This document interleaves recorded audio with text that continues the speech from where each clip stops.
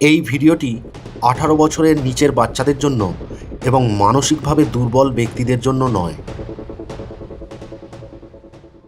Number 10, Leonardo সিয়ানকিউলি, একজন Italian serial killer যে নিজে একজন মহিলা হয়েও অন্য নারীদের হত্যা করে তাদের মৃতদেহের গন্ধ থেকে সাবান তৈরি করে মাখত, এই বিশ্বাসে যে এটা তার ছেলেকে বিভিন্ন অশুভ শক্তির হাত থেকে রক্ষা করবে। নাম্বার 9, ডেলফাইন লালৌরি, যাকে the Butcher of new Orleans বলা হতো। ডেলফাইন ছিল আমেরিকার একজন ধনী সমাজকর্মী যে শহর ছেড়ে পালানোর আগে তার প্রাসাদের গোপন কক্ষে দাসদের ওপর চরম নির্যাতন করেছিল এবং তাদের অঙ্গ প্রত্যঙ্গ কেটে নিয়েছিল। নাম্বার 8, গ্রিজেলদা ব্ল্যাঙ্কো, যাকে কলম্বিয়াতে the black widow of cocaine নামে ডাকা হতো। মায়ামির কোকেন যুদ্ধের সময় শত শত খুনের জন্য দায়ী ছিল এই কলম্বিয়ান মাদক সম্রাজ্ঞী। সে এতটাই নির্মম ছিল যে গোটা আন্ডারওয়ার্ল্ডের সমস্ত মাফিয়ারা তার ভয়ে কাঁপত। নাম্বার 7, ব্রিটেনের first serial killer Mary Ann cotton.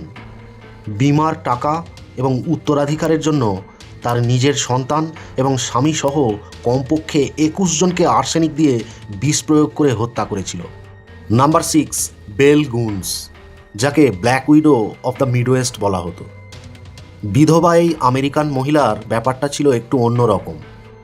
Goons ছিল কামুক এবং অর্থলোভী একজন মধ্যবয়সী নারী, একজন সিরিয়াল কিলার যে ব্যক্তিগত বিজ্ঞাপনের মাধ্যমে পুরুষদের প্রলুব্ধ করত এবং টাকার জন্য তাদের নৃশংসভাবে হত্যা করত। সম্ভবত 40 জনেরও বেশি মানুষকে সে এইভাবে হত্যা করেছিল। নাম্বার 5, মায়েরা হেন্ডলি, যাকে ইংল্যান্ডের বিখ্যাত মুর ফ্যামিলির মার্ডারার বলা হয়ে থাকে। তার সঙ্গী ইয়ান ব্র্যাডির সাথে সে 1960-এর দশকে ইংল্যান্ডের বেশ কয়েকটি শিশুকে অপহরণ, নির্যাতন এবং হত্যা করেছিল, যা গোটা দেশের মানুষকে হতবাক করে দিয়েছিল। এই তালিকায় পরবর্তী যে 4 জন রয়েছে তাদের সবচেয়ে জঘন্য ও নিকৃষ্টতম বলে ধরা হয়। তাদের বিষয়ে জানার আগে আপনি যদি এখনই অস্বস্তি বোধ করে থাকেন তাহলে ভিডিওটি বন্ধ করে দিন, আর অসুবিধা না থাকলে চ্যানেলটিকে সাবস্ক্রাইব করে দেখতে থাকুন। নাম্বার 4, ক্যাথরিন নাইট, যে অস্ট্রেলিয়ার ক্যানিবল কিলার নামে কুখ্যাতি লাভ করেছিল। যে সমস্ত প্রাণীরা নিজেদের প্রজাতির মাংস ভক্ষণ করে তাদের ক্যানিবল বলা হয়। ক্যাথরিন তার এক যৌন সঙ্গীকে হত্যা করে তার চামড়া ছাড়িয়ে নেয় এবং মৃতদেহটাকে টুকরো টুকরো করে রান্না করে তার সন্তানদের খাওয়ানোর চেষ্টা করেছিল। মৃত্যুর আগে পর্যন্ত সে অস্ট্রেলিয়ায় কারাবন্দী অবস্থায় ছিল। নাম্বার 3, ইরমা গ্রিস, হিটলারের নাৎসি কনসেন্ট্রেশন ক্যাম্পের একজন মহিলা এসএস গার্ড, যাকে অসুইৎসের হায়না বলা হতো। রাতের বেলা বন্দি শিবিরে হানা দিয়ে সে নগ্ন হয়ে বন্দীদের প্রলুব্ধ করত। প্রলোভনে পা দিলেই সেই সব পুরুষদের সাথে বিকৃত যৌনাচার করার পর ধারালো অস্ত্র দিয়ে তাদের পুরুষাঙ্গ কেটে ফেলত। কখনো কখনো বেয়নেটের ডগা ঢুকিয়ে দিত তাদের মলদ্বারে। বন্দি মহিলাদের স্তন কেটে দিয়ে রক্তাক্ত অবস্থায় যৌনতায় লিপ্ত হতে বাধ্য করত।